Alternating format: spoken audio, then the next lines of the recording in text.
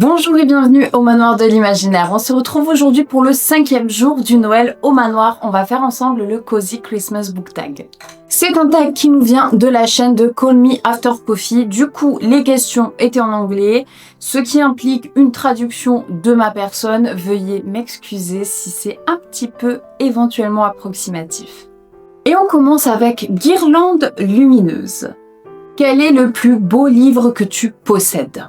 Alors franchement, je me suis postée au milieu de ma bibliothèque, j'étais là, bon, c'est lequel le plus beau? C'est très compliqué de choisir, très compliqué, parce que j'aurais pu mettre par exemple Rewitched, j'aurais pu le mettre parce qu'il est magnifique, mais en vérité, je pense que les plus beaux livres que je possède, ce sont les éditions Minalima des Harry Potter, et donc là, le 4e tome qui a été repris par Gallimard. Et il est là, le beau bébé, il est là, il est magnifique. Et en fait, le principe, c'est que dedans, vous avez plein de petites scénettes où vous tirez des morceaux de papier. Enfin, ça rend la lecture hyper interactive. Ils ont fait un super taf, faut le dire. Ils ont fait un très beau travail. J'avais tellement peur quand ils ont dit qu'ils reprenaient le travail à la suite de Minalima. Mais en fait, c'est magnifique. J'ai hésité à vous faire des inserts, mais en fait, je pense qu'il y en a plusieurs qui l'ont commandé pour Noël. Donc, je vais pas faire d'inserts, je veux pas spoiler. Mais en gros, sachez juste que là, nous sommes sur un tome qui est violet. C'est la couleur maîtresse, on va dire, de ce tome.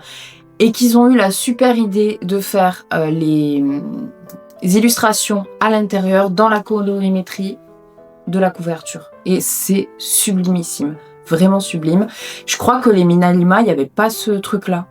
Les illustrations, elles n'étaient pas forcément en accord avec la couverture. Ou alors je dis une bêtise, dites-moi. Mais voilà, il est trop beau. C'est le plus beau. Deuxième thème, le sapin parfait. Es-tu prête à payer plus cher pour obtenir la plus jolie édition d'un livre? La réponse est oui. Et je sais que la lecture, c'est pas ça à la base. La lecture, c'est pas acheter un livre en fonction de s'il est beau ou s'il est moche. La lecture, c'est pouvoir prendre un livre, qu'importe sa tête, peu importe à quoi il ressemble finalement, et se plonger dedans, plonger dans les aventures, découvrir. La lecture, ça n'a rien à voir avec la beauté du livre. Toujours est-il que je n'ai pas vraiment d'obsession matérielle dans la vie, si ce n'est les livres. C'est-à-dire que vous ne me verrez jamais craquer pour une superbe invention technologique ou un super robot de cuisine dernier cri qui fait tout seul ou quoi. Par contre, vous me verrez craquer pour des beaux livres. Là, je perds la raison. Le truc, c'est que j'ai une pièce pour moi dans la maison. C'est la pièce où il y a mon petit coin gaming, mon canapé, mes bibliothèques. Je vous l'ai déjà montré ici d'ailleurs.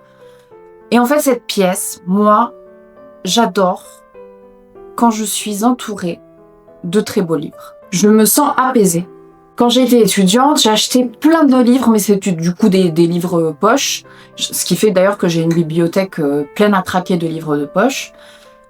Mais après, quand tu grandis, quand tu as un travail, tu touches des salaires, tout ça, t'as potentiellement envie d'investir autrement. Même si ta passion, tu l'as depuis des années, t'investis différemment dans ta passion. C'est mon cas avec les livres. En gros, venez pas me parler du dernier iPhone, parlez-moi du dernier livre collector. Le 3e thème, c'est construire un bonhomme de neige. Fais une pile de livres de Noël par couleur ou par thème. J'ai pris mes livres de Noël rouges, à part un livre là que je vais lire tout bientôt, mais en gros, j'ai pris tous mes livres de Noël rouges. Dans ma pile, on trouve Un Noël sans fin de Christina Lauren, édité par Hugo Poche.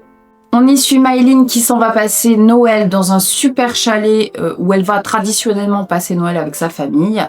Lorsqu'elle part de là-bas, elle a un accident de voiture.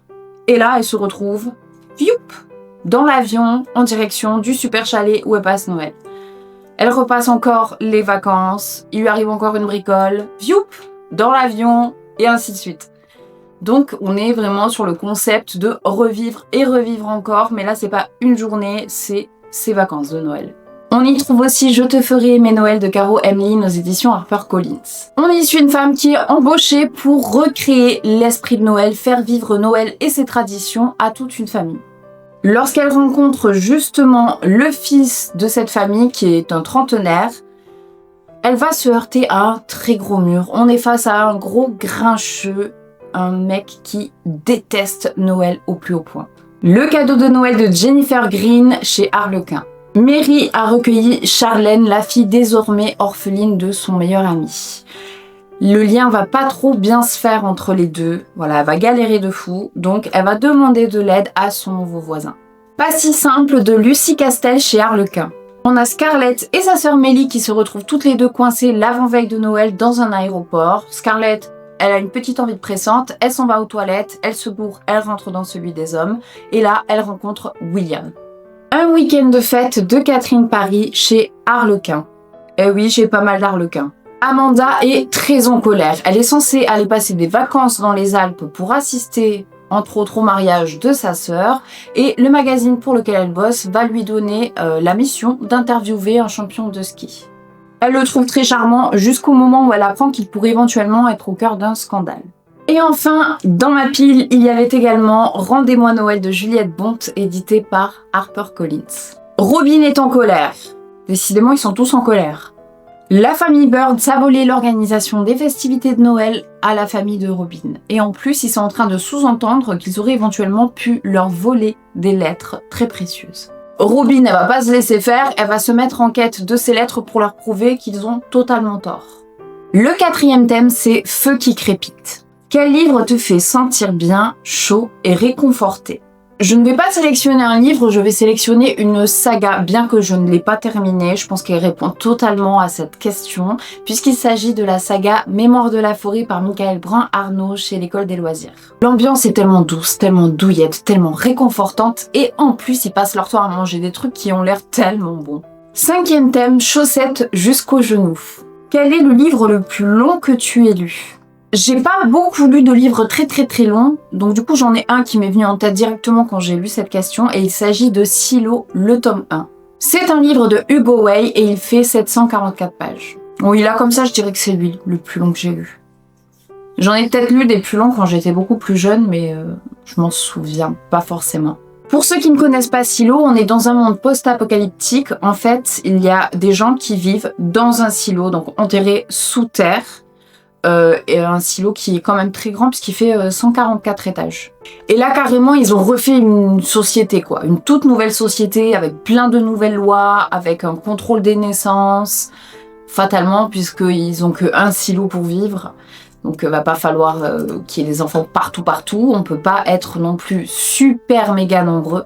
Le truc c'est que si on désobéit à une loi du silo, on est expulsé, on nous fait sortir du silo. Donc dans ce monde post-apocalyptique. Je n'en dirai pas plus parce qu'il s'agit vraiment d'une histoire incroyable que je vous invite à découvrir. J'ai découvert Silo avec la série Silo sur Apple TV. Voilà, ils l'ont adapté, merveilleusement bien adapté d'ailleurs. Et l'univers est dinguissime, tellement original, j'adore. Sixième thème, pull moche. Quel est le livre le plus laid que tu possèdes? Par sa couverture ou son design? Je la trouve tellement méchante, cette question. Moi, j'ai pris la question en mode livre de Noël le moins beau, on va dire. Donc, j'ai farfouillé un petit peu dans ma bibliothèque et j'ai trouvé celui-ci. C'est Joyeux Noël, histoire à lire au pied du sapin chez Folio. C'est vraiment plein de petites histoires dedans. Donc, il y a plein d'auteurs.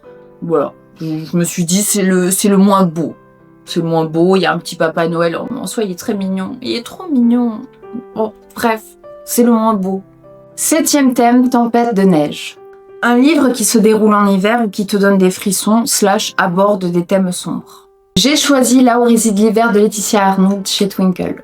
J'ai eu froid en lisant ce livre, ce qui donne quand même une idée du niveau d'immersion. On y suit Eda Nightingale qui est une orpheline adoptée par sa belle-mère. Elle est un petit peu mise à l'écart, mais chaque jour, elle veille sur le manoir de son enfance et sur les bois de Moonland. Arrive donc l'hiver et Jack Frost, qui vient faire son travail de Jack Frost, quoi. Et Eda et Jack vont se rencontrer. Huitième et dernier thème, à la maison pour les fêtes. Pour les relecteurs, y a-t-il un livre qui te donne l'impression de rentrer à la maison? Je suis pas quelqu'un qui relit, pas vraiment. Pas souvent en tout cas, mais y a un livre que je me verrais totalement relire et relire sans aucun problème et qui me donne sincèrement le sentiment d'être chez moi. Il s'agit de Magic Charlie, le tome 1 par Audrey Alouette chez Gallimard. Je suis trop fan de cet univers, vraiment, c'est un univers avec tellement de petites touches de magie mais auxquelles, je sais pas, elles sont tellement originales, j'aurais jamais pensé à ça. Et je trouve ça tellement réconfortant comme univers, je trouve que c'est plein de poésie, c'est doux, et à la fois il y a de l'aventure. Non, vraiment, c'est ce livre-là qui m'est venu à l'esprit pour cette question-là. Et c'en est tout pour le Cozy Christmas Book Tag. J'espère qu'il vous a plu, n'hésitez pas à me dire si vous le faites, et je vous dis à demain au Manoir de l'Imaginaire.